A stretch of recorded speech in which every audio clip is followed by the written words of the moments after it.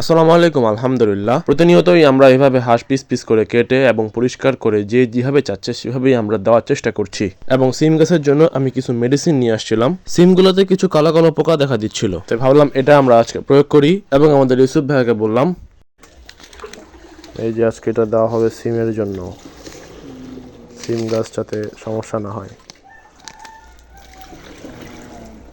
10 litre পানিতে আমরা এই ওষুধটা মিশিয়েছি। এটা আলহামদুলিল্লাহ অনেক ভালো কাজ করছে আমাদের সিম গাছের জন্য এবং আমাদের ইউসুফ ভাই খুব সুন্দর করে এটা প্রয়োগ করছিল। আমার বন্ধু আমার কাছে এসেছিল হাঁস নিতে এবং সেই ডিমের জন্য এই হাঁসগুলো বেছে বেছে নিয়ে গেল। হাঁসের বয়স বর্তমান 5 মাস। এই হাঁসগুলো ডিমের জন্য একদম উপযুক্ত একটা সাইজ এবং আপনারা ভালো করেই জানেন আমাদের হাঁসের ভ্যাকসিন সম্পূর্ণ করা থাকে। এদেরকে আমরা 2টা ভ্যাকসিন ছোট বয়সেই দিয়ে দিয়েছিলাম। হাঁস ধরা শেষে বাসার দেশি মোরগ 2টা বিক্রি হবে। এটাও আমার এক বন্ধু নিছে আমার কাছ থেকে, তাই ধরে তাকে ভিডিওটা দেখানোর চেষ্টা করছিলাম। আমার বন্ধুরা এক বিশ্বাসের উপর অনেক দূর থেকে এসেছে আমার কাছ থেকে এই হাঁসগুলো নিতে। তারা মোটরসাইকেলে করে সুন্দর করেই নিয়ে যাচ্ছে আলহামদুলিল্লাহ।